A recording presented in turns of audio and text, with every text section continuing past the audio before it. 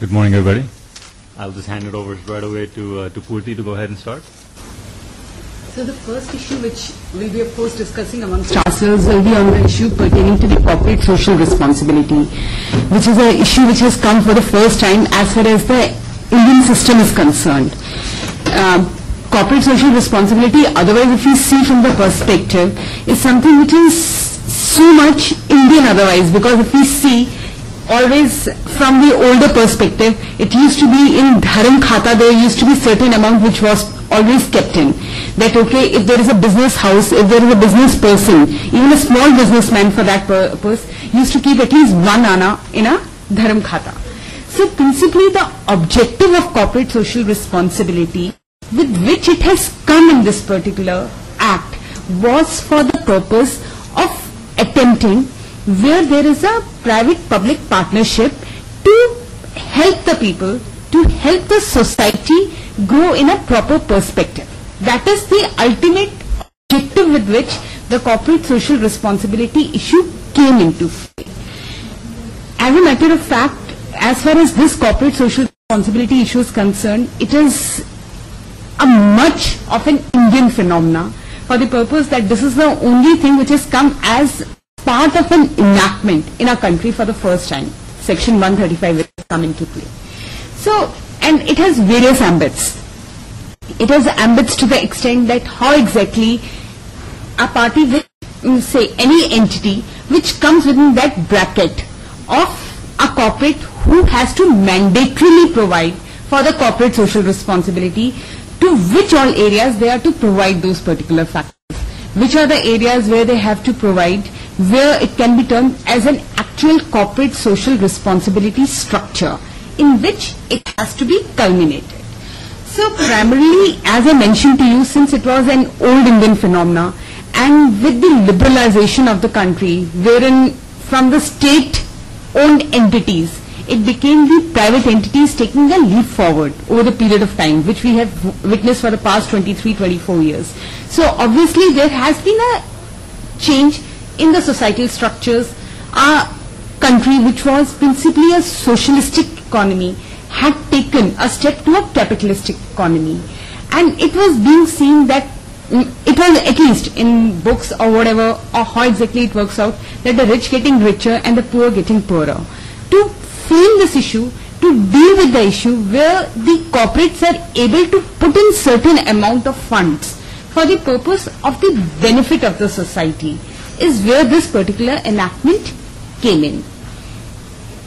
As I have mentioned, that section 135, which has of course now been notified, that was the first provision which dealt with this particular corporate social responsibility, which said that if you are a corporate having the net profit of 5 CR, that is one, or alternatively if the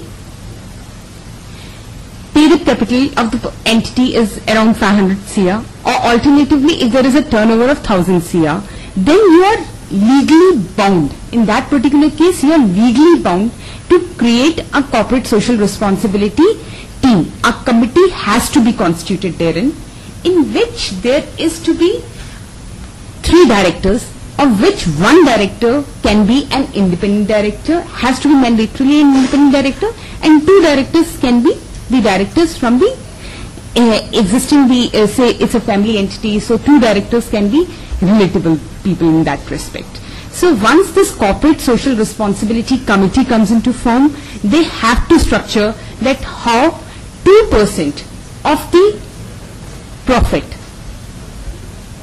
the average profit in the past 3 years, because generally the concept is, though they have mentioned that any financial year, that this is the profit criteria which is for the any financial year, but it has been clarified in the rules that if it is 2% in the past 3 financial years, the average profit capacity which they have to see, on that particular basis they have to do the calculation and see to what extent the facility can be provided for the usage of the society in that particular stricter sense, as provided under Schedule 7 of the enactment. Recently, as you people must be aware, that the Indian Institute of Corporate Affairs is a nodal agency which provides education to all the various entities and also the existing corporates of the government itself on various subjects so that they are able to deal with the issues in a proper perspective. So IICI has recently set up a National Foundation for Corporate Social Responsibility. That is one. Secondly, they have entered into an agreement with the Bengal Chamber of Commerce and Industry for the purpose of earmarking that what are the issues in a structured way, because as of now, corporate social responsibility is at an annual where a lot of clarification is being sought from the ministry every time, because it's a new concept altogether. So where exactly the funds, when they are brought in, whether they will come within the category of a corporate social responsibility or whether it will not come within that particular categorization. Say I put in my fund for a particular purpose. Let me take an instance. Say for consumer protection issues, I am an entity. I say that okay, I am funding for the consumer protection issues. So that particular clarification was sought. On 18th of June, there was a particular circular which came in. Okay, this particular issue pertaining to consumer issue will also fall within the ambit of CSR. Now, as late as 17 September, it has now come in that no, this particular clause is omitted. So there are various things which are being innovated. It is not something which was per se existing, which is very clear. There are certain issues, of course. Say the Prime Minister says that okay, you build up public toilets. That will be a part of the corporate social responsibility structure. So these are various areas which are clear. Or say for gender equality, that is something which is clear. Say for AIDS awareness, it is something which is very clear. These are the areas which are absolutely clear. But there are certain areas, say whether you are to educate your, are you to educate drivers for the purpose of driving properly on the roads? On that particular area, it has come in that yes, it comes in the category of an education. Because you have to liberally construe Schedule 7. What they have done is, because Schedule 7 is providing the list of categorizations according to which the entities can come, the corporate social responsibility areas which will be covered. So there are various issues which they have provided for there. As I mentioned to you, there are various areas, say women empowerment is there, then promotion of education is there, then reducing child mortality is there, then social business projects is there. Environment is of course something which is very clear that okay, as far as environment is concerned, from the corporate social responsibility perspective, that is something which is really required, because as it is, say if you are an entity, you will be... Can you ask questions? Yes please, yes please. Sure. Anything to do, let's say I was to educate my employees on women gender issues. Yes. Is that part of CSR? Let me tell it to you, if it is exclusively for the purpose of benefit of your employees or for teaching them from that particular perspective, it will not get covered. Let's say we have OGTC and we do like a workshop on certain activities, could be hygiene, could be, all those, and we do some of these activities together. Will that come under CSR? To that extent you can, because what in that particular case you will have to show that if it is not only for the benefit of the employees, the criteria you will have to reflect is that this particular education, say it's for gender equality or it is for any other thing which is only meant for the benefit of employees. Let's say I have an NGO. Yes. Okay, I own an NGO and I pay the NGO. The NGO trains my people as well as X, Y, Z other Then people. it's fine. Then it's fine. Then it's so if I have an NGO, through the NGO I can route money for the CSR activities. Yes. From NGO perspective, definitely, because it is principally the... What about NGO what about skill upgradation? For skill upgradation, then it is again for the benefit of the employees, because if you are looking in for the skill upgradation, Again, from I am the paying. employees' perspective, I am paying an NGO which does skill upgradation, or not only my employees, but also of some women workers who work from home, but they don't exclusively work for me. then I think you fall within that ambit, because the definition where it is stating, if it is only for the benefit of the employees, But it's doing for others as well. then you can try, because it is an interpretation. Is it a grey area? It's a grey area where you can play the interpretation, because it's the interpretation of the law, the nicety of the law. Okay, so I just wanted to clarify on these points. I'm sorry I interrupted you, but these were questions popping in my head immediately. Because it's more of a workshop, we need to interact rather than simply saying on the things. It will not actually help in that way. Spoke about environment. Yes. Now, environment may start from my organization. Yes. would that come under CSR, or again you're just cleaning up your organization? It's a gray area. If you're cleaning up only your organization, sir, then definitely it will not come in that criteria, because then it will be, say, if you're only doing it for your own beneficial purpose, say you need the environmental clearance because otherwise, say you need a ETP, otherwise you will not be able to set up the plant, or you will not be getting the environmental clearances for running your unit. Then in that particular case, that is your own running in for your own benefit. You may have that, but you are trying to reduce for reasons you feel good about it, cutting down the carbon footprints. You could be reducing the energy by, introducing new techniques. Would that come under? Sir, it is for the benefit of your company, because ultimately what has to be seen is, when you are talking about from the environmental perspective, those particular issues which you are saying, all these setups, because this will be for the setup for the benefit of your industry, for the purpose of conservation of your resources. So once such a situation comes in, it will not come for the purpose of contributing to the environment.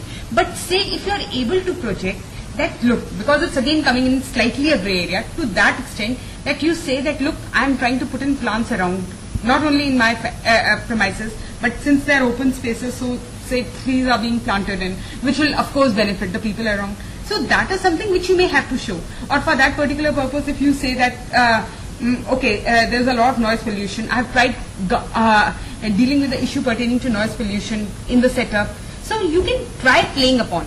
But sir, it will not actually come within that particular ambit if you say from the stricter sense, because the intent of corporate social responsibility is to help the society. It is the principal idea, the principal earmarking idea is the spread of this particular system to the societal benefit. It is not for the purpose of individual benefit. For our individual benefit and setup, we may be doing a lot of activities. And if it is reflected that it is purely for my own benefit, then it will not get covered. But when you take training, for instance, we run training institutes. A lot of trainers might even join me. Somewhere they find it comfortable that this organization has trained us. They work with you for 2 months and then they leave to work in areas which is closer to where they live. We've seen this pattern. Like we train about 50 people in a month. All 50 don't work for me. A lot of them would still prefer to work with me for a month to get into the habit of from training to shop floor, and 30 of them after 30 days leave. It's a pattern that they leave and they try to get jobs closer to where they live. Now, we presume that we are training not for ourselves. It's a process that we started many years ago and we still continue. The number of employees that I hire, I don't need 50 employees every month. I might just require 5 of them. But the pattern may be that out of the 50, they would still like to work on the shop floor for 30 days before they leave, that they get the experience of working in the shop floor. Or the other way could be working on the shop floor, also we keep that as a training process, and they leave. Because see, when they talk about CSR and the rules that they are bringing to us, it eventually will lead up to, okay, I need to do this obligation, or let me give the money here. I've given the check and my obligation is over because I paid that money. May not be that effective. If we are really talking about it is bringing the effect to the level. On the other side, whether you call it the PM or you call the Indian government, intentions is how do we empower people to be able to do jobs. So we pick up these farm laborers that come from unorganized sector, very poorly paid. We train them. There's a training process that could be as much as 45 days. We pay them minimum wages during those training periods. They are free to work anywhere. So would it be something that a training area, we call something else, that we bring the training areas under the cluster, that all payments are routed there, and then wherever they work, that's fine. Because I think that will be something, because what you have said in the end is a via media whereby you can use it as a mechanism. Because if you're taking someone as an employee, and if you're teaching that particular employee of yours, then in that particular case, whether that person is remaining with you, whether that person is not remaining with you, is something which is purely discretionary on the part of that person. Yeah. Because let's say if I'm a lawyer, I have a legal trainee which comes in, there is a junior who joins me, I teach him that particular areas of law. After a few days he leaves me, he goes to a big ticket law firm. In that particular case, I cannot say that this comes in the ambit of a corporate social responsibility, because I took someone as an employee. On the contrary, if I am using it as a legal trainee program, which I am trying to explain in that aspect, so similarly, if you are having a training program for the government employment, there are various areas which is actually, there are various NGOs, say in Bangalore there is an NGO where they are providing semi-skilled and skilled workers, they're providing them that particular, the unorganized labor, the unorganized structure, they are being used in that manner that they are being made semi-skilled and skilled workers over a period of time. So then it is being termed in the categorization. So either as an NGO or as a separate training entity, then you can obviously say that you are making an endeavor to educate the people. Say, teaching the people driving, teaching the people how to operate certain factors. So all these areas will then in that case come in the categorization of a CSR. But if you are taking someone as an employee and that person then walks out after learning a thing, then you cannot take the benefit of CSR. Sorry, does this cover partnership concerns as well? It covers only the companies. I think that law clearly says social responsibility is part of society. Yes. Clearly, the gentlemen are saying, this is how we get a training, open an institute, to open an institute, train your worker and train the other workers. This is something else. Social responsibility means something else. You are downloading those who want to do something in their life. Only Birla Industries are doing a social responsibility up to now. They open so many engineering colleges. I am also from Birla Institute. I did my textile technology. They offered me a job immediately. As I passed out, I refused. I had a better offer. But they never forced me to come there.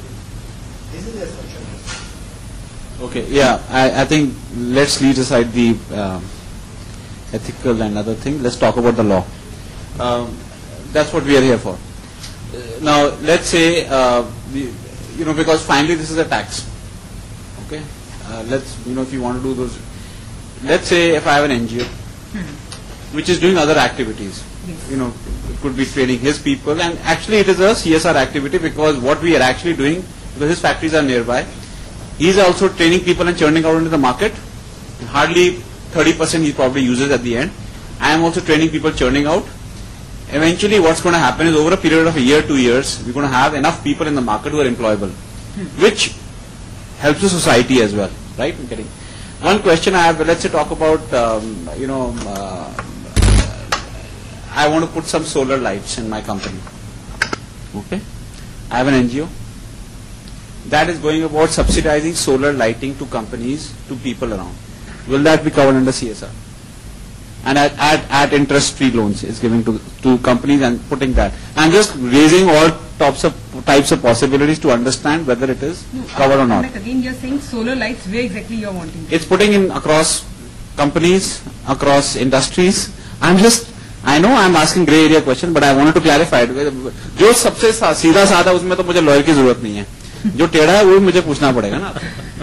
No, because the issue is then you can of course say, because let me tell it to you, being a lawyer and also from the interpretative perspective, if you're saying, definitely you can try putting in that particular way that look, these particular solar lights are something which are for the benefit of the environment. It is for the benefit of the society in that particular sense. So it means I'm contributing and I am also providing a facility to the people in a manner that the environmental degradation is conserved to some extent.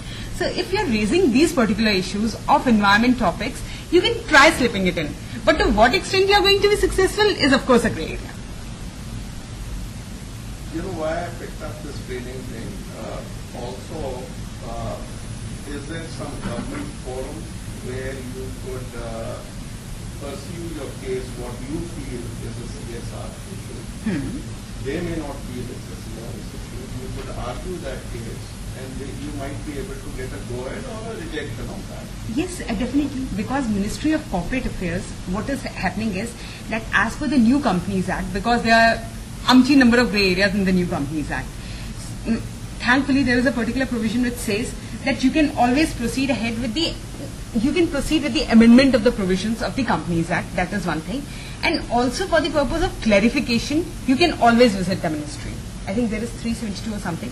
The provision has been inbuilt that you can keep on going to the Ministry of Corporate Affairs for the purpose of clarification.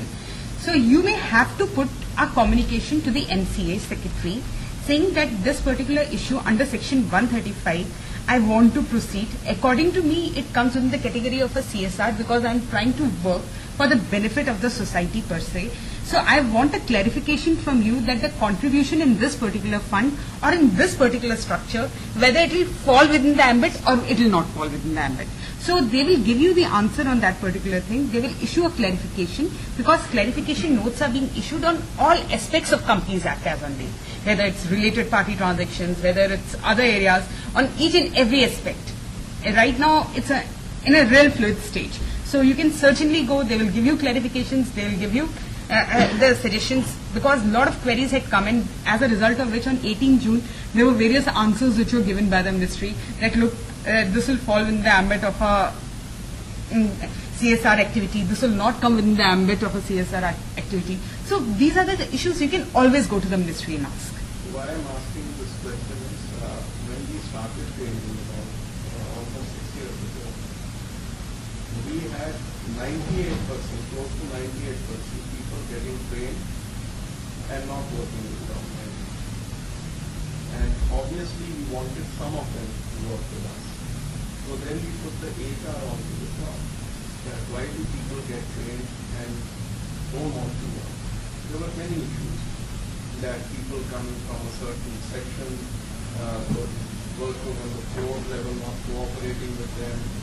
The supervisors felt these are new trained people. He didn't want to have the headache of further training them to be capable of doing that efficiency. They were under pressure from the managers to give us certain things. So we brought in some changes from educating our supervisors, talking to the workers that how they need to behave with them, and ultimately we reached a situation where we were training people and we were able to retain about 25 or 30% of the people. But again, 75% of the people don't work for us. So something like that would have some sort of a case to work with the government as a CSR, because the management did come to me and say, we need to stop this. We are wasting money. But the idea of the company was, no, you're putting in at least 40 to 50 people on the streets that are able to make a living for themselves. So that was the idea. So yes, somewhere where these trainings are, we are getting into trainings ourselves as an organization, and what are the new concepts we can teach workers to have better productivity. So we keep bringing those in, and obviously out of the trainers, people we are training, we do find some of them picking up well, having better discipline, that we'd like them to work for our own organization. So this is how the gray area becomes, the intention is right, but the way you say it now, in these areas, personally I feel money is well spent. If one particular person, he has now found a way of making money for himself. The other way, which has no gray area, what you're talking about is, here's number B, their organization is working for, let's say, women empowerment. You just give them the money and you're free. And let me tell it to you, to this particular thing, again I'll try to say that if, say, your organization is spending in this manner, it may be a better way. Of course, clarification is one issue, I may say, but still, if you're taking it as employees, ultimately they are your employees who may not remain with you because of the internal HR lacunas. That is the issue. Or because of certain other factors that once they become skilled labor, they want to move out, skilled workers want to move out for better opportunities and all. But then they come within that particular categorization because you have taken them as employees on your roll. That is where the variance is. What you have to do in that particular case is saying open a trust. The only difference is you have to do a slight structural change. You have to open a trust. In that particular trust, the educational institution, you say, okay, we are providing you with a stipend. It is not in salary, but as a stipend, say you're paying to them. And thereafter, if those people graduate into your organization, then it's all right. Then it will be a separate issue altogether. Because as he pointed out at that stage, that say Birla Institute of Technologies or stuff, they used to provide educational training to people. So this is on a smaller level where you can actually teach the people in a trust, in the name of a trust. In that you are putting in the funds, and out of those particular people, then you regularize the people. You can, of course, incentivize it by saying in your organizational structure that, look, boss, if you are working with us, if say you will work with us, the time period which you have spent with us, say 6 months you have spent with us, so we'll reckon it from a back date. Your employment will be reckoned from a back date rather than from a fresh date. That is a via media which you can build in your organizational working. But you have to create a separate trust to show that, look, these are the people who are working with you. So you are meaning to say that if there is a trust, say AD and trust, which is only dedicated to the employees of PM2 Exports, that will qualify for the CSR standard? No, I am saying if there is a trust which has been set up wherein there are people who are coming in, you are not to say... The location of the trust is in the factory. That will not have a material variance. That will not have a material variance. You can say this is a trust. This is a separate entity which is being created for the purpose of benefit through a CSR mechanism. That is the objective. Your ultimate objective is that, look, this is the corporate social responsibility of educating people. Because ultimately it's the education which is being created in them. It's a education, not the formal literate education of teaching people, but of course a skilled working is brought into them, which is of course going to benefit those people. So once you open a trust, whether it is within the parameters or within the confines of your factory, that will not have an impact. The ultimate objective is that there's a separate trust ultimately. And you're not taking them as an employee. The issue is you're not taking them as an employee, but if they work with you, you can structure in your HR structure, that's what I was advising him, that he can build it at saying that, look, now from a back date, I'll treat you as an employee if you're continuing to work with me. That is a structure you can work with. So the corollary would be that if OGTC does the same function as a trust, and OGTC is also an industry NGO type of body, so they, whatever spend they would do, we could contribute to OGTC, whatever spend they would do, and we recruit from that floating body of OGTC trainees, that would be eligible for the spend? To a great extent, of course, because you can say it has also taken on the role of a NGO for that matter, or it is taking on the working benefit of the people. But that is definitely getting into that structure. Let me tell it to you, because then you can say that we have contributed into this particular organization for the benefit of corporate social responsibility. That you can build in. But of course, it is always better, like he wants to do in a structure, which he wants to carry on, that to take clarification from the ministry in a structured manner. Say under the banner of your OGTC, you can take a structured clarification that, look, we want to proceed in this particular way, and in what exact manner can it be termed as a CSR for the purpose of us to run and operate in a proper perspective. That is something so that there is no ambiguity. Because right now everything is in a, because we may read, there are some very straitjacket issues, say as I mentioned earlier, construction of public toilets, that on that there is no dispute. Also on environment, say you're doing plantation somewhere, there are other issues which are happening. But the issues like this, which categorically, which actually come in the category of certain grey areas, it's always better to take a clarification from the government and then proceed. Because tomorrow it may not happen that they may say, because of course it's going to be forming a part of the balance sheet ultimately, that you are contributing this much amount for this particular purpose. And what is the activity which has been performed by a particular entity. So in that case, tomorrow it may not happen that they may say that, okay, look boss, aapne to iske andar, this particular categorization is not falling within the category of CSR, or this particular functioning is not coming within the category of CSR. So if you have any doubt, go to the government. So let's say if I have a trust and that invests in a windmill to save carbon footprint, will that be part of CSR? According to me, yes, because then you can certainly save. Because if you're asking in that way, because ultimately you will say it's for the benefit. It's for the benefit because I'm saving the environment. Yeah. So that will be, so the trust can, if I have a trust structure, it can put in money into a windmill and that can save it. Second question I have is But if if that windmill is only for the benefit of your company per se, then it will be an no, issue. but 5-6 of us get together and we do windmills in the trust. I'm asking, see the question, the objective is to ask grey areas, not, Yeah, certainly. That's what I said, the whole idea is to ask grey areas. So I'm just trying to know what the law does or does not do.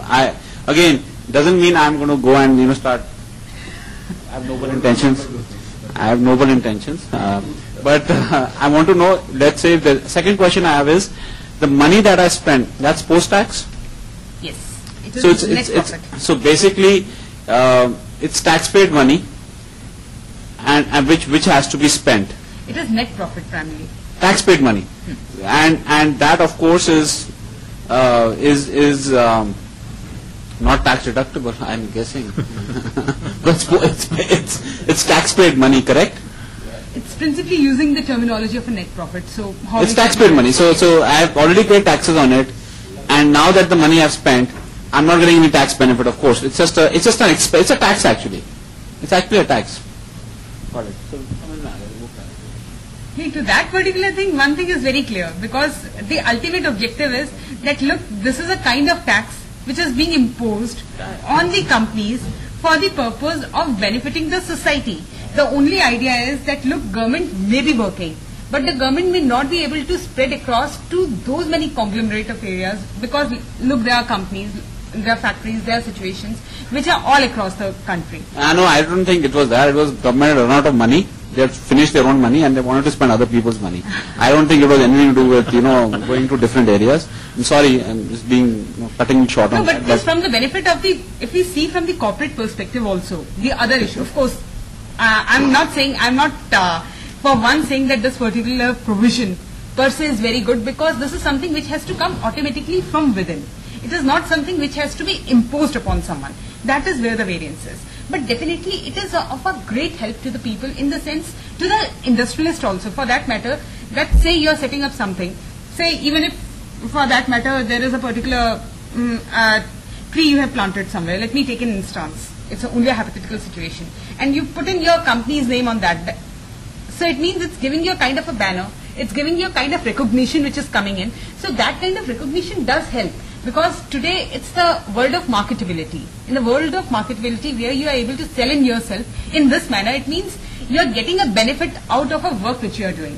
Say any entity, say Ambuja Cement, or any cement entity for that matter, they are setting up a public toilet and they are putting an Ambuja Cement therein. So of course people will recognize, okay, this is this particular entity which is there. The business, the product which is there is good. We can use this particular product. So that idea may come, because from within our minds it will always get reflected that, okay, this is a cement a product which we can always buy. So this is going to have a marketability benefit also for various entities. It is not as if that it will be a one-way street. It will be both the ways. It will have its implication, it will have its financial issues and implications on the people, but it will also give you some amount of benefits. Excellent.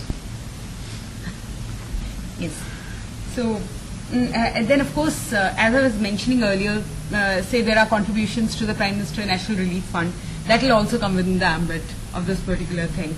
And of course, as corporates, you people must be putting in funds at times when there are flood situations, when there are other situations in the funding and everything. So in the similar situation, these kind of fundings will always be there, which will take place. So, the principal idea with which this particular enactment was created, maybe the idea would have been utopian, or whatever may be the idea behind it, or maybe it was just a provision which was introduced. But having said so, now this forms the part of the enactment. It has been brought into the fray, and it has to be given its logical conclusion to the extent possible. So, if this particular act is per se used for the purpose of the benefit of the people in the larger perspective, if it is used in the manner where, of course, as you people rightly put it, that there are certain issues which you can try bringing into the ambit of CSR, because you are ultimately putting in the funds. But the idea is, principally behind CSR, that if you are actually able to help the society to some extent in one way or the other, because there are various issues which cannot be captured in. And as we came into a capitalistic structure over the period of time, as we are moving out of the socialistic structure, so it is all the more required. And with a country with such larger population, it is at times required that there are so many entities in the country. And maybe, of course, as far as the funding part is concerned, with this kind of a percentage, it's being said that it will be around 9,000 to 10,000 crore, or maybe slightly more, which will be brought into CSR package every year together in a consolidated form. So it is not going to be a very high figure per se, but definitely it will be a figure which will have some impact. जैसे वो कहते हैं कि एक एक point डाल के एक बूंद डाल के एक घड़ा भरता है. So in that way, it can help the people. It can look at those particular downtrodden. It can look in for the social benefit. The idea is the social benefit, the societal benefit, which has to be also taken into consideration. It is not purely downtrodden people, but in the societal, because say environment is one such issue, which if it is not brought in, so ultimately people are having ailments, we may have ailments, anybody else will have ailments. So if it helps curb the those particular menace in the society, so it of course gets covered. One question, Yes. more question. Yes. Let's say if I have, is it per company? Yes. If I have two companies, they cannot be clubbed? No. It is not that way, but of course if there is a subsidiary and all, then you can certainly. No. If I am director on two companies, ownership is the same, they're a related party as per law, their profits cannot be clubbed to come up to that number. No? Their profits will not be Be clubbed. clubbed. So I can be at 499, and I should be fine. I'm asking you the law. You're a lawyer. I want to No, get the because most free advice. I use a lawyer and he's horribly expensive. So since I have a free lawyer sitting in front of me, I want to kind of get free advice because it's probably going to cost me a lot of money to get. According to me, since it principally says of the pure companies, Yeah. independent entities, so it has to be on that particular. Clarification आ गई उसकी मतलब can we get the clarification? You can seek a clarification, but I don't think there is any doubt. Any law, because there is no doubt about that. That it's just per entity. It Okay. is per entity, and of course the rules are very clear on that. The rules provide the CSR rules which have come into play. They deal with the issue that which are the things which will be deducted, which are the issues which will not be covered in, which are the issues which are going to get covered in. So this is a case in which But two companies owned by the same, managed by the same entity cannot be clubbed together for Obviously. purposes of CSR. Obviously you cannot, because then that will not serve the intent. Because there may be a possibility that one particular company per se, let me take an instance of JK Cement. Its sister concern is JK Synthetics, it's a loss making entity. So obviously you will say that, okay, as far as JK Cement is concerned, plus JK Synthetics, how will you do the clubbing? Then it will be negative. In that case, one is 500C, the other one is negative 10C, so it means it falls down. So these will be the ambiguities which cannot be looked into. So it is a pure company, from a pure corporate perspective you have to do, but subsidiaries will be covered. क्या इससे ownership structure नहीं बदलेगा? Let's suppose आज की date में मेरी company private limited है, मेरा प्रॉफिट अभी 5 CR है, अब मैं उस पे एनुअली तो मुझे 2% खर्च करना है, अपने 10 लाख रुपए बचाने के लिए मैं उस प्राइवेट लिमिटेड कंपनी को वापस से फिर पार्टनरशिप फॉर्म में चेंज कर देता हूँ, या अपनी एक कंपनी को दो कंपनी शो कर देता हूँ ताकि वो 5 CR का जो मार्जिन है 2.5 CR हो जाए और मैं ये खर्च ना करूँ. क्या ये जो एक टेंडेंसी है नहीं बढ़ेगी? Corporate manipulations तो होंगे.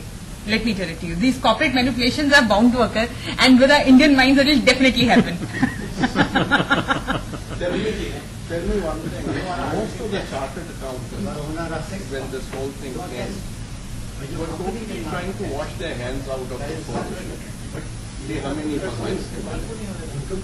Excuse me. Let's do one question at a time here. I'm sorry, Tony. Excuse me. Most of the chartered accountants, when this whole CSR issues that's the government, we started reading in the newspapers, they pretended they were not involved in this at all. They weren't aware. You go here, idhar se pada karo. So are the chartered accountants, is the government doing anything to, or the Chartered Accountant Association doing anything to upgrade their thinking into this process? Number one. Number two, if I spend X amount of money, do I need to go to some authority to get that cleared? Then I can only put the entries in my balance sheet, or I just put my entries in the balance sheet, and now it's up to the department to accept or reject it. First of all, as far as Chartered Accountants thing is concerned as to whether ICAI is doing something, I'm not familiar with it because I'm not aware as to whether Institute of Chartered Accountants is doing something. Definitely Chartered Accountants may not have been aware per se about the CSR issue for the reason that it was being structured by the ministry. The act comes by the ministry level. It was only when the act came into picture that other things, that people started giving their opinions when it was put in the public at large for the, and the objections were invited to the act and thereafter for the rules. So they may not be aware. But as far as the education is concerned, of course everybody is trying to educate themselves on these particular aspects of law. And secondly, when it comes to the balance sheet issue, let me tell it to you, it is very clear that once, because your balance sheet gets audited, so once in the last 3 years balance sheet, preceding 3 years balance sheet, it is getting reflected that your profit in any of those 3 years was up to 5 CR. In that particular net profit, in that particular case, you will have to then get the CSR committee constituted, and there has to be an entry which has to be duly provided for in the balance sheet. You are not to get any clarification thereafter because the act is inbuilt. As far as that particular issue is concerned, there is no ambiguity. Now this is applicable from year 2000. I presume it will be applicable because 2014, April 2014, once it got kicked in. So it means the preceding 3 years mean from 2011, 12, 12, 13, 13, 14. So that's the intent of the years. No, is that the intent or now that's the rule? That's the act. That's the act. It's already rolled out. Yes. And what happens that if for 1 year you become eligible and then the next year for some reason the markets crash or profit dips, will you continue to be eligible or will you become ineligible? It will happen because if you will not be coming in that particular categorization, say after a point of time, there's a company which is say churning out 1,000 crore, next year it dips down, and when it dips down to a level which is say ground zero because of certain recessionary phase, because of war in the society or everywhere. So in that particular case, automatically you will not fall in that ambit. Then you can of course say that look, now it is not happening in this manner. Second but question, if the private limited company, for example, sells a capital asset, for example, a building or a piece of land, which it owns also, and in that case, its profit goes in that particular year, even though it might be gains on account of capital gain, but that profit will increase. So what happens in that? The intent, according to me, is that this particular section did not deal with those kind of issues, where say it is the that is the revaluation of reserves which takes place, and that will not strictly come within the ambit. The idea is, okay, what is basically the net profit out of the business generation of a company. So if you are selling your own asset, which you are owning, so in that case, how exactly it has to be dealt with is something which I will not be able to say immediately, but according to me, it is not to be covered per se, because the idea is something different. Say if you are selling your own asset, as a result of which you are earning profit, in that particular case, now if you are to pay this kind of amount, that should not be structured into the system. Just a clarification on his question. He said that if your numbers change from year to year, do you fall in immediately the next year, or is it a 3-year window because you're looking at 3 years in a row? We are generally looking at the 3 years window. So even if year 1 you hit the requirement and year 2 you're far away, you're still hitting that window. You have to see. And that is something which one has to see, because if it's say the net profit is 5 CR in any of the 3 preceding years, so in that particular case you will have to provide it. She's saying it's a moving window. It's a moving window of 3 years. Year 1 you go up, year 1 you're eligible, year 2 once you're not eligible. So year 4 if you're not eligible, you're out of it. Correct. Let's start the LLP thing. I think there's a lot more stuff there. Yes. So please ask. And this is not applicable to LLPs. No, as far as LLPs are concerned, it will not be covered, because LLP is a separate issue, though they are entities which are being per se formed in this particular manner. But definitely, as far as the corporate social responsibility is concerned, it is per se not getting covered onto them. It is not strictly covering on them, because it is dealing with the Companies Act per se. Can you look at start the conversion of LLP into this company? There's one portion of this also, right? Yes, it's listed here. That is part of this. LLP versus private. Yes. No, first let's We should ask understand the difference. We just understand the differences and then we can. As far as the difference primarily between the LLPs and the private limited companies are, because LLP, ultimately you are the partners. The only issue is that the concept where it is varying from a normal partnership is that it's going to be a limited liability which will be culled out in that structure. It will be also a structure in which at least there have to be two partners which are to be there at one point of time. But our LLP does not goes into it does not get dissolved when one partner resigning, because another partner has to step in his place. That is the general principle which is there. The other issue, as far as the company is concerned, company is of course an entity which is a separate legal entity per se which is created, a private limited entity which is getting created. It has a minimum of 2 directors except the one person company which has now come into place as per the new enactment. So that is the only varying factor which has taken place now. But ultimately, what is there as far as the private limited companies are, that of course it's controlled by the shares and all, as it is always there. There may be a corporate veil to our society. The structures will work out. But as far as the LLP is concerned, it is of course known that this particular LLP is there. There are various firms which are coming in, but they have the limited liabilities which will work out. Of course, there are certain tax variances which are there. There's some amount of tax benefits which a LLP may enjoy as compared to the private limited company which is there. So these are the basic per se structures which are there. And obviously, once there is a LLP, the dissolution process may be different. As far as the Companies Act is concerned, you may have to follow. So, say a company is not in a process to revive itself or not in a position to deal with. So, the entire process of winding up through the liquidators and all those has to be followed in as far as a company comes into play. On the other hand, with LLP, it's a slightly simpler phenomena which can be followed in as far as the general structures of these particular 2 factors are concerned. And the benefit of a company per se is that it always exists. That is there. It always exists, even if it becomes a paper company or even if it is like in whatever structure it is. But LLP on the other hand has a different structure altogether. Company, your registered office issues are very important, because where the registered office is situated, so even if you have for certain corporate benefits have your registered offices in Bombay, but everything is in say Punjab or in Haryana. For every corporate issue you will have to run across to the place where the ultimate company structure is there, where the registered office of the company is situated. So these are the factors which are vis-a-vis a company. And a company is always considered to be a structured system, though all of us know how it actually works and all. But it is considered as a better structure in certain sense. LLPs on the other hand is only a variance where the people do not want to follow the rigidities of a company per se because of its various factors, where you have to do the compliances of ROC, where you have to go into all those nitty-gritties. So in that way, LLP is a better structure, so to state. I believe also that an LLP has a completely pass-through income. Is that right? For taxation purposes, it's pass-through. Correct. So that's a major advantage. No, a dividend tax is not there, but MAT is there. No? Yeah, the company is there, but if I want to take the company made 10 lakhs, I don't want to make it a dividend, pay dividend tax. Can we ask this question? Yes. To the extent I'll be able to answer. So I want to convert a company from a private limit to LLP. Yes. First question, is there a limit on turnover? According to me, there is No limit, okay. What's the applicability of capital gains tax when I convert a private limited into an LLP? Or is that a chartered account question? that will be a chartered accounting question.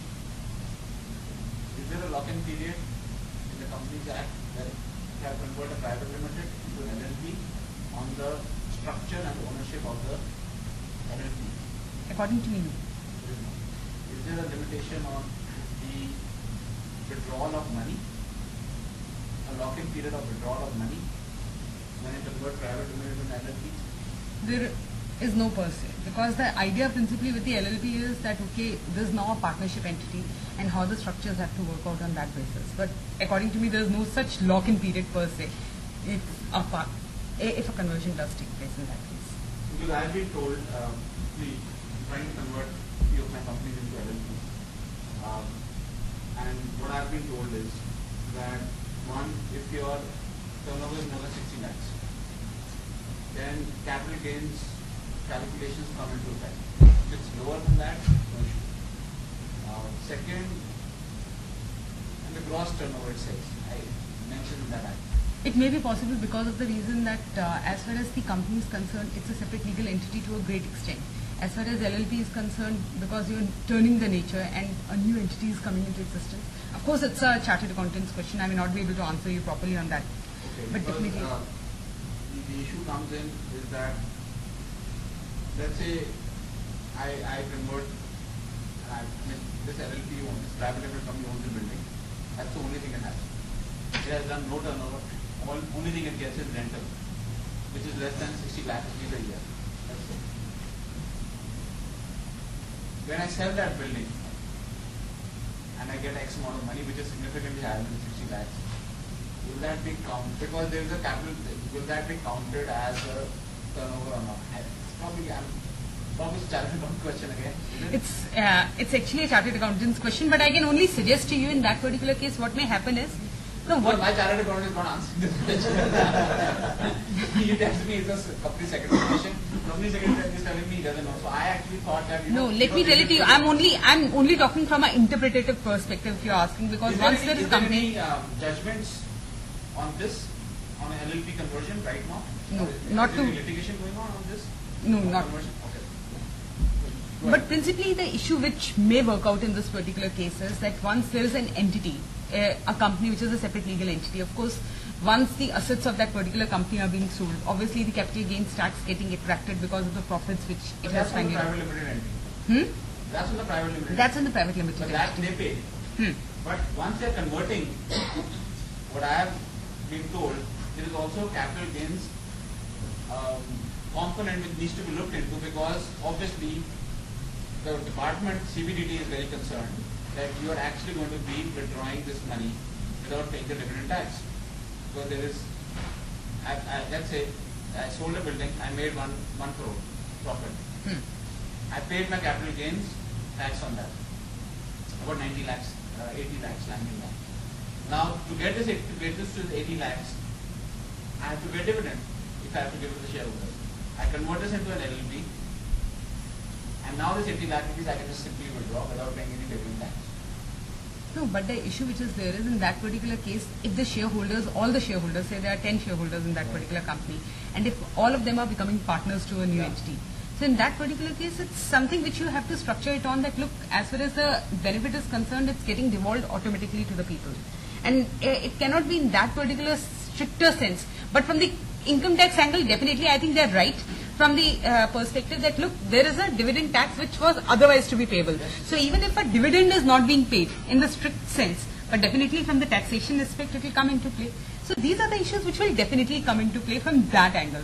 But if you are setting up a LLP separately, Not setting up, I'm talking about Conversion. Setting up is, What if you converted it first and then sold it? Is that allowed? Huh? What if you convert it first and then sell it? converting itself is a bit of a challenge, because then somebody has to pay that money.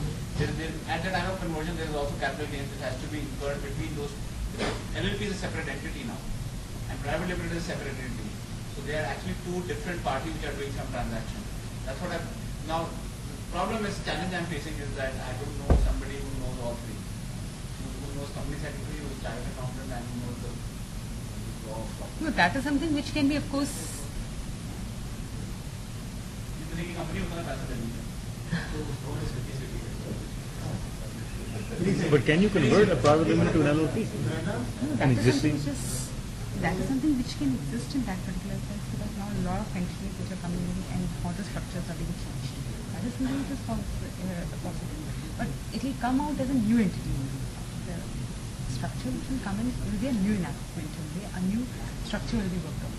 Because the only factor which will vary is that the medium scale enterprise or any entity which will, it will continue to have the substratum of assets in that case. Correct. In the new shape. Correct. That is something which is going to OGTC is a registered society under Society Act of Delhi government. It is not charitable trust, it is a society act.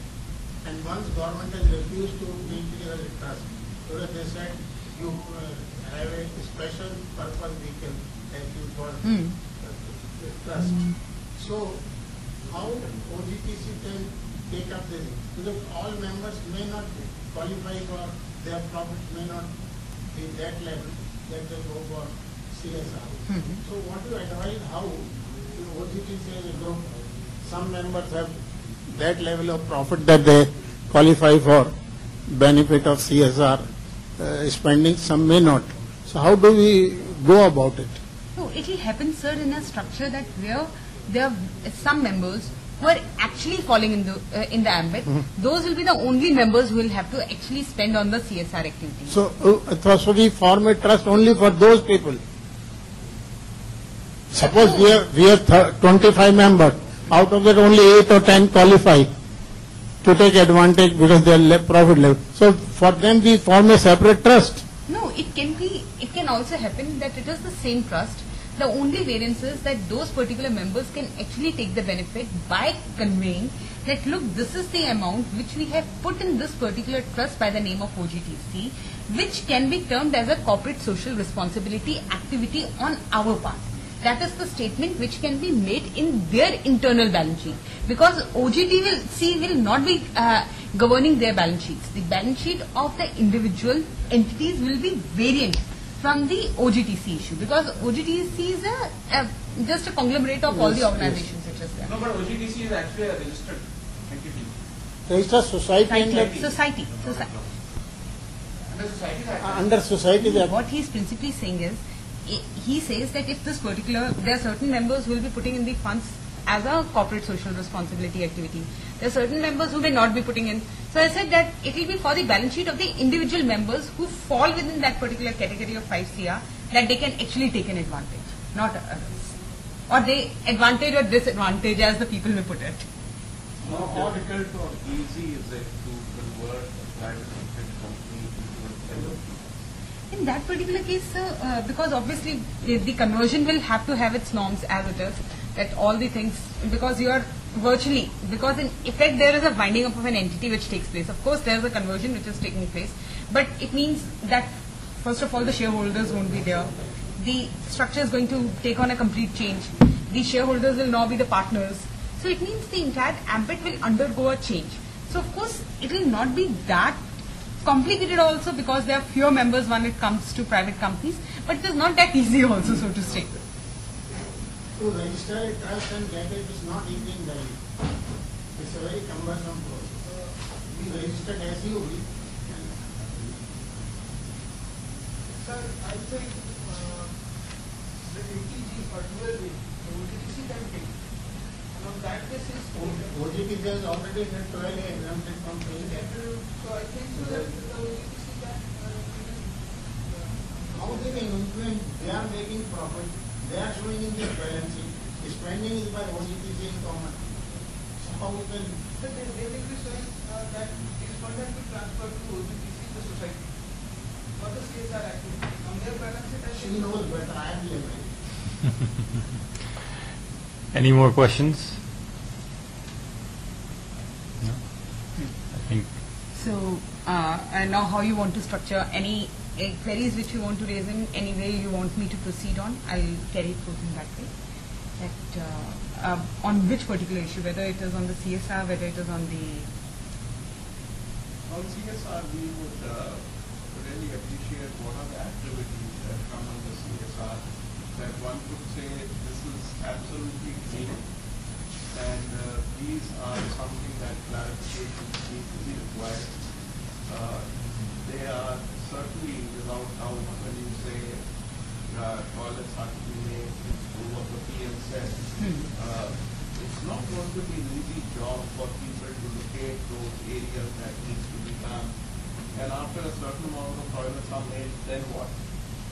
You know, to be very clear, as far as I'm concerned, I wouldn't know which school in Bihar would require toilets. On the other hand, there might be a figure like him that says he's an NGO, give me the money, I'll make the toilets. Whether they'll be made or not, that's a separate issue. So for me it would be, yes, I'm spending this money, I'm ready to spend this money, but I'd like to see it is spent in the right manner. Also the idea would be that I live in this environment, and around this environment if I can do CSR issues, it improves this environment. There is no doubt, in the end of the day, a human being is selfish in a certain way. Whether we hear so many stories in this country, and I would still believe at least 50% of them are true, that if I pay the money to someone who's probably making something in Orissa, and then you hear after 10 years nothing was made, and a CBI inquiry is done, you feel like, where did my hard-earned money go? So there would be areas that one would say are absolutely clean, that you spend money, give the money to PM fund or something like that, and the story is over. But there might be certain areas where I certainly feel these activities are CSR activities, and they would genuinely bring some sort of a change in society in a small way. And I like to do that. So how do I get clarity here? I still believe enabling people to be able to do a job. There is no bigger way of a CSR for that individual person. To which end? There is so much of talk about education. The fact is, you don't even have proper teachers in urban cities. Where are they talking about creating a teacher, creating a school? So it's a long shot to look into those things.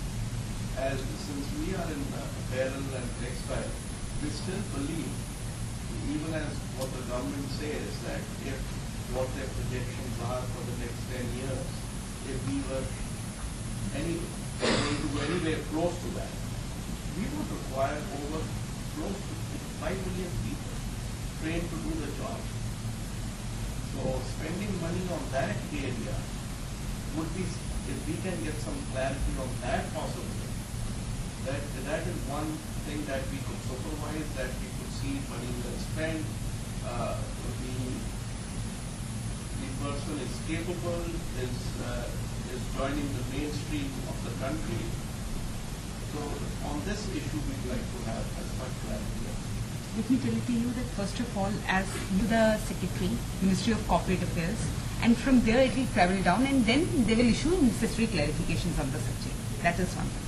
Second issue is that once it comes to corporate social responsibility, the idea is to have it in the area which is in the close vicinity of that particular entity. Say if you are situated in Gurgaon, you will have to see at the areas which are around you, so that you are able to continually help in the betterment of that particular society, in helping that particular area.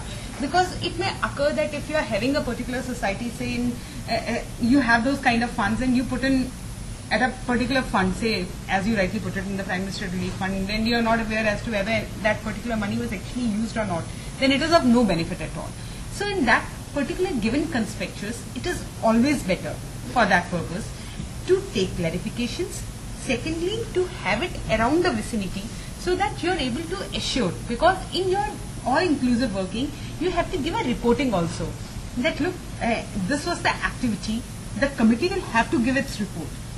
Because how the structure will work out is that as far as the CSR committee is concerned, which will be constituted by the internal board of the company, they'll have to submit first of all the proposal, then they'll have to give the comments on that particular proposal, to what extent the activity was performed, in what way this particular amount has actually been used for the corporate social responsibility. That is the intent which has to be reflected. Now when it comes to the queries on various issues, that which all can be generally stated to be the CSR activity, you all must be familiar with Schedule 7 of the Companies Act is something which where they have cast it. So I'll just specify in short about it. One, they say in eradicating hunger, poverty, malnutrition, promoting, preventing healthcare and sanitation, making available safe drinking water. So it means it's for the societal benefit. Say if you open up, if you talk about the safe drinking water, say you install a RO near your factory. That is a concept whereby you can... Near your factory? You can... Not inside. Or on your boundary which has a tap opening outside. Yes. That is okay. And one tap going inside.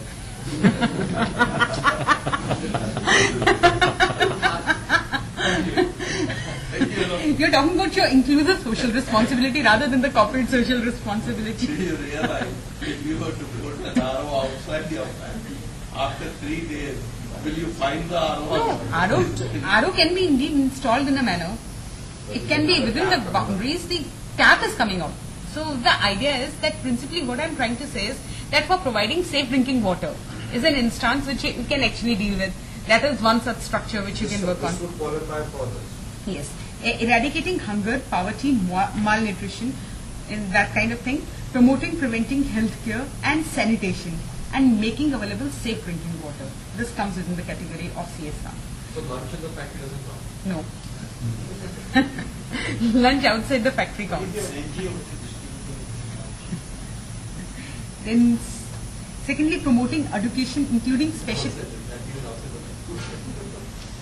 Then promoting education, including special education, employment enhancing vocation skill, especially among children, women, elderly and differently able in livelihood enhancement projects, which is where your area falls. When rather most of the area as far as the apparel manufacturing is concerned, this is the area where you can actually take advantage of by saying that, look, this is a vocation which I am providing for. So to the extent that recently somebody had asked, which I was trying to say, that promotion of road safety through CSR, whether it will come within the category, they said yes, it will come. Because they say under promoting education it is coming. So it means even if you are telling it to your drivers, you are providing that road safety mechanisms in the sense that you are teaching the drivers and other people around that, look, this is the manner in which the road safety norms are to be followed. One thing on the differently enabled. What is that? So you give employment to differently enabled, or is it training them?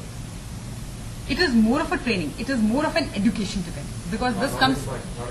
Employing may happen subsequently, because it may happen that subsequently, because they have taken training, they are working with you. That's a separate case altogether. But to what extent it has to be used is something which has to be seen.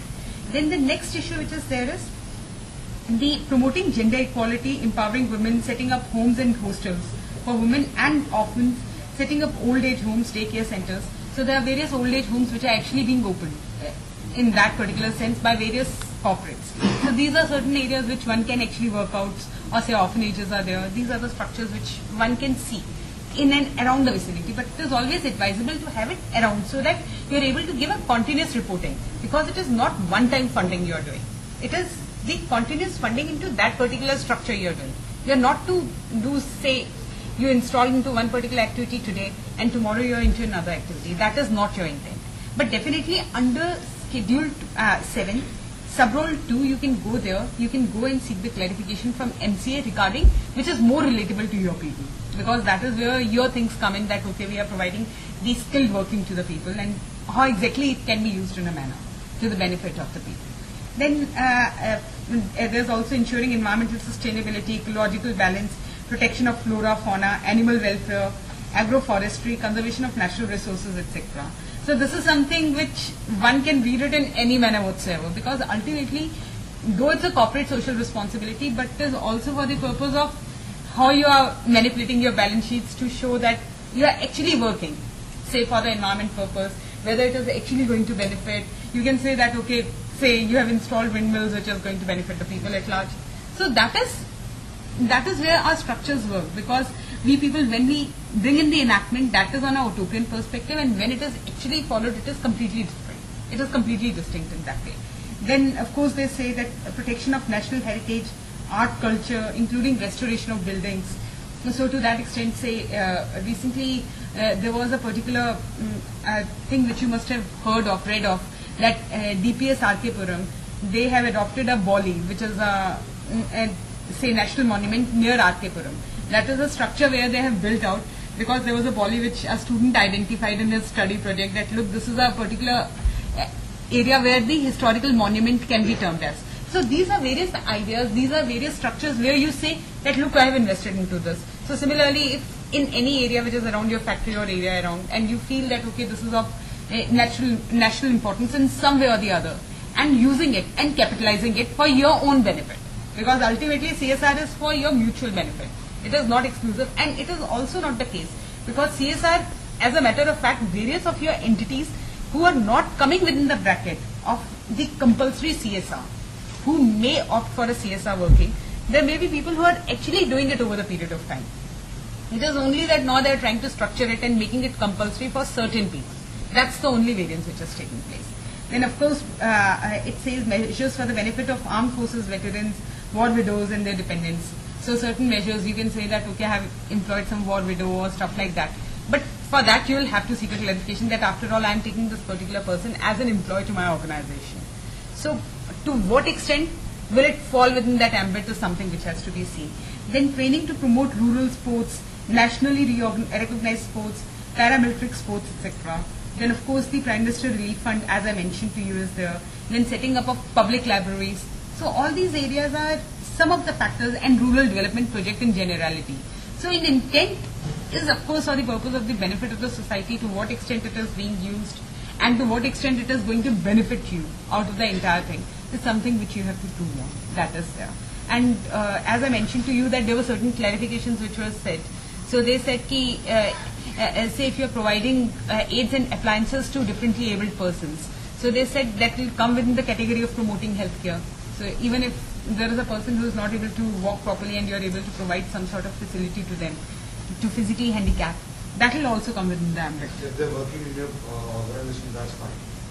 In that particular case, they haven't given in that distinction. So of course you can say it is, but it is not for the benefit of employees per se, you can say. You can say that it is not for the benefit of employees because that's not acting for their benefit in the regular course of working with me, but I am providing them the facility so that they are able to proceed in the proper way. That is something you have to read it on.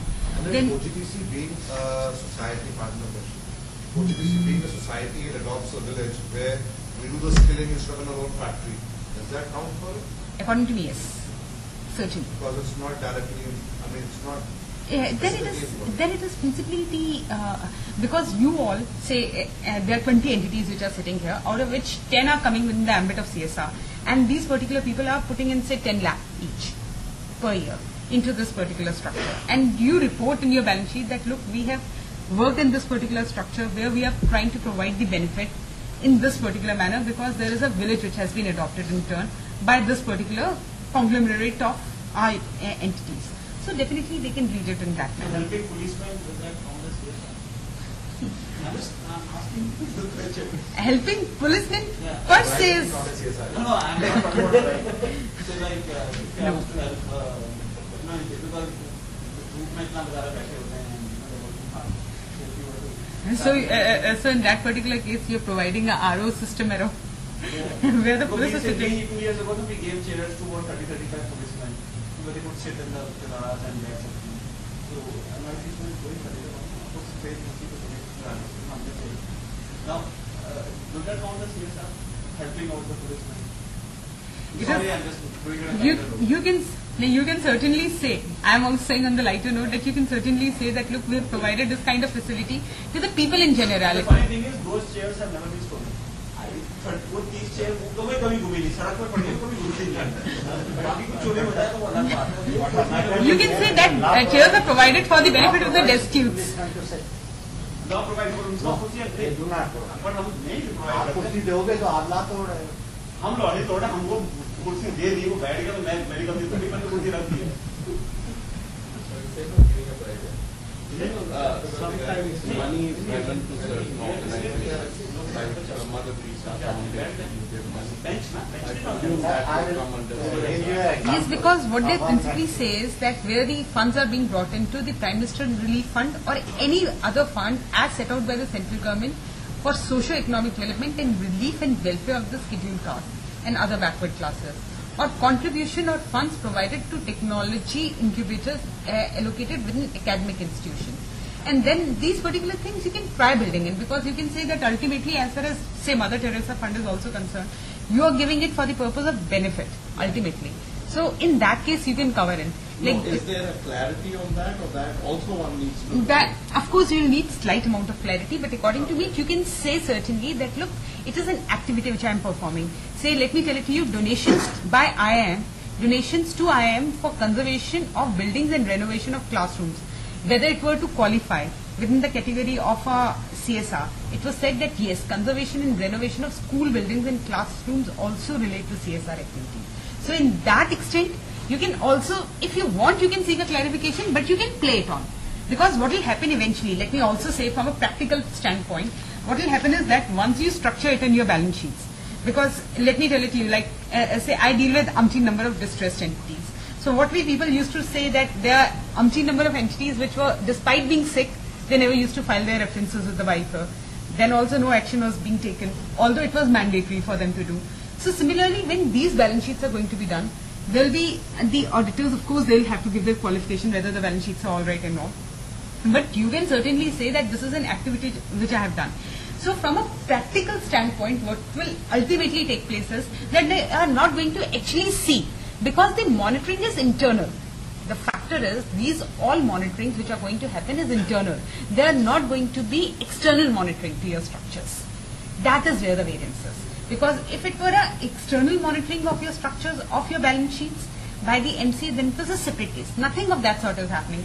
So you can certainly say that from practical standpoint, that definitely, even if you are saying that I invested into this and my committee has approved this, so you say that, okay, I come in this particular category. It's only when you're caught for some particular reason you will seek a clarification. It is only a suggestion, but it's not likelihood of being caught into a structure. That's the So system. when you say the minimum of 3 directors, 2 directors could be from the company, the third director could be an employee of the organization? He or has to be an independent director.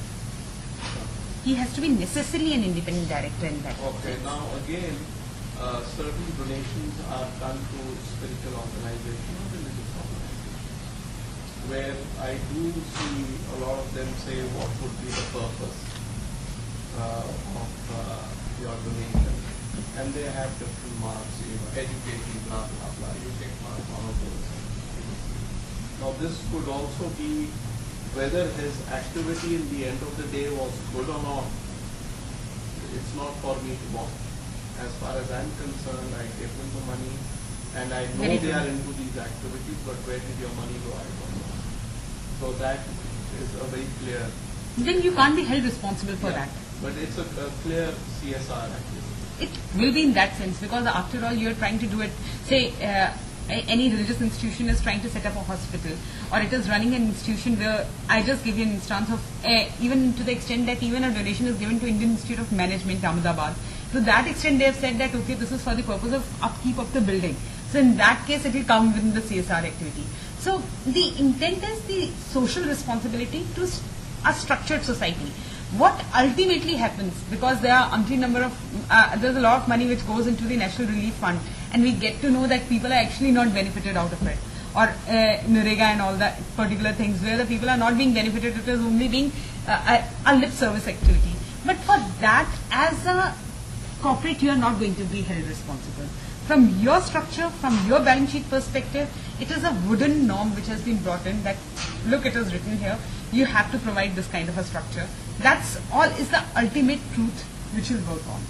And it is not as if this particular corporate social responsibility structure per se in the section will actually be able to help the society to that extent. Because the help which maybe a corporate may be providing to the society otherwise may already be existing. But the thing is, to what extent it is actually going to help, it is only a wooden structure which has been created. The practicality standpoint can't be discussed right now, because we don't even know to what extent it will actually help. It may be a meaningless lip service exercise which will ultimately help. One thing I'll just from the account's point of view, that as an organization, let's say you pay 5 lakhs to a blind school. Now, he cuts the receipt to you that says, under HSC or something, you deduct it out of your tax and you put it in. Now, that all adds up, and you might be at a figure what you were to spend, or you were above that, or you were a little lower than that. When a balance sheet is done, you've already put those expenses. Is there some controversy there? Because in the beginning you say that you need to pay them out a certain percentage out of your profit. But as far as this expense, what you paid them, you cut them out of your profit. Are you getting that? Yeah, you expensed it. It's not expense. Yeah, you already expensed it. This is not an expense. Yeah, That's the problem. you can expense it. So how do you? No, because the issue which will occur is, say, if you are getting that particular benefit of the tax benefit which you are already getting in that particular structure, then that is something which will have to be answered by them ultimately, because you can say that, look, ultimately this is something which were to benefit in my taxation perspective also. But to what extent it is actually going to help in the entire structure, because you're putting in, definitely your question is very pertinent, that if you're putting in that kind of fund and you're saying that look, this is the amount which I have actually put, but this is after, say, if you are putting in net profit and then I'm putting in this kind of a fund, and then I'm otherwise entitled to a tax benefit, but then I'll not be getting a tax benefit. So that is something where the area is ambiguous. Let me be very candid about it. There is an ambiguity in the area. So for the time being, let's say I have to spend 10 lakh rupees, take 15, whatever the figure is, and I've genuinely spent that money, and it's in my books, everything is fine. So right now I don't need to worry about it. Whether entry went left or right, they will, over a period of time, they will probably get better with the act, how they want to do it. So that's the way. Yes. That's how it will get ultimately So structured. donations to political party are no, I'm helping society. So that the political parties ultimately help you. No, I don't want any help from you. It must be somewhere where promoting harmony amongst people, because there's political parties which are promoting harmony. Helping the downtrodden. Yes. No, they are not covered. According to me, you seek a clarification because nothing is written. It's a very sensitive topic. What is the anti-social? They are doing good for society. They are actually supposed to be, because they are supposed to be doing good. That is not under CSR, but we can remember reduction under GDC. Yeah, but that's what I was trying to ask her, that anything and everything that is deductible in the does everything come under CSR or not? Everything. also 50%. No. ATG and No, you have good But you are doing the education, Prime Minister given 80 statement government, then we get the 100%. only for those. Only for the ones that 80 GDS, you will get the 100%. 80 you get 100%. GGS, for the GGS is 50%. For the typical 50% only if you are giving the month, there you are in that. If you are doing to the government, then you get the 100%. So maybe the areas where they don't give you the 100% benefit, so 50% should come back towards this. So they're not taking benefit on all of it. If it comes to coincide with these activities, at least give you 50% benefit.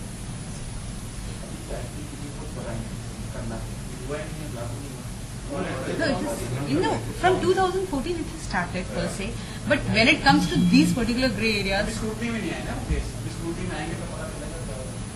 because these are the areas like now, of course, as I mentioned to you, disaster relief is something which is getting covered. When they're saying research and studies in the areas, they're saying where there are research and studies also which are being conducted at the behest of a corporate, that also gets covered in the CSR activity. Research and studies in the areas specified in Schedule 7. So they are saying they are covering it.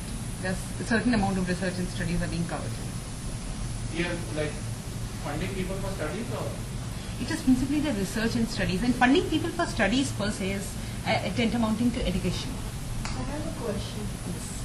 Suppose there is a problem in the company, like regular breaks or defects or whatever, and that particular issue which they are not able to sort out due to lack of time or expertise, whatever, and they give this problem to an institution where a student or group of students, they solve it out by either staying in the institute or coming in the factory, and a stipend is paid to the student plus the amount which is paid on the study, will that come under CSR? According to me, you can try. Ultimately, the company benefits. It's for the company's benefit. Yes, it is given to the institution. So, will that come under CSR? It is principally a service which you are taking from an institution for the purpose of benefit of yourself. That is something which is working out. So it is not primarily a research or a study per se, but how you manipulate your balance sheet ultimately is something which you have to show. If you sponsor, But it is not written that the study is being done for their company. It's a study which is being done. Then you can On say. papers, it is not said that it is done. Then you can just. That's exactly I'm saying. It's a maneuvering which takes place. if I sponsor an employee's child, That is for the benefit of the employment, benefit of the employees per se, because he can do whatever he wants. He's a adult. He can study where he wants to do what he wants to do. He's not being employed to study, to come back to my company. Individuals is dull. Once it is not as per the policy for the benefit of the employees strictly, and then you are going beyond that for the purpose of the benefit of the society per se, then you can say that okay, it is for the purpose of research and studies. Companies have a scholarship side. Let's say indirect profit to the employee. No, but the issue which will cover, no, the issue which will get covered in that case is that if it is not as a structured system, you are saying as a generality, I am providing that kind of educational facility or a scholarship to the people at large. Say there are 20 people in the public at large, I can provide a scholarship to anybody. So in that case, and they are scoring above 90%, anybody and everybody. So once there is a company employee also and his son gets 90% and I provide that kind of a benefit, so then it will not come in that category because it was meant for the benefit of the society per se. But in that case, the spread should be large enough to ensure there are other Yes. than the complete employee kids also participating in that. That is That definitely. will allow the That is definitely required. That is definitely required. Then supplementing of government scheme like midday meals by corporates through additional nutrition, whether it will qualify, they say yes, it will also get qualified under poverty and malnutrition. So that if there are midday meal schemes which are around your place and you're contributing to some extent in that, that will also get covered. So if you make a contribution, the Hare Krishna this thing for their midday meal scheme, it qualifies. If that Hare Krishna is doing it for the benefit of the society, for the downtrodden, which they are doing, where their vans go and they, where their vans travel to the people and all. So in that particular case, definitely you can structure it out in that way that look, we are providing this particular thing for a specific benefit, and this is the performance of a corporate social responsibility. So it has got a very wide ambit for that purpose, and they have given a liberal interpretation to the terms.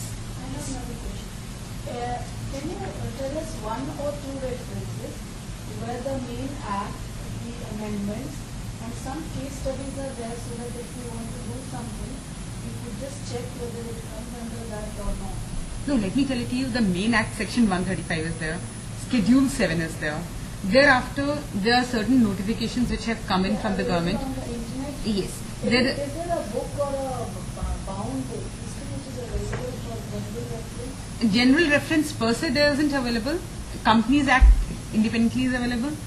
The as far as the rules is concerned, you will get it from the Gazette notifications which are there, and also from the net if you are able to retrieve. Thirdly, as far as the government notifications and clarifications which are coming from the ministry, they are coming at regular intervals. Not only on the corporate social responsibility, but on everything. The MCA has a site. The MCA, as everybody is familiar, MCA.in, that site is there. So you can always go into it. If I'm planning a CSR and I want to know whether this comes under CSR 3 or not, so I can just log on to that website. You can see, no, you can see, and where there is a grey area, as we were discussing certain grey areas, then you can please seek a clarification because the government is issuing clarification on various issues.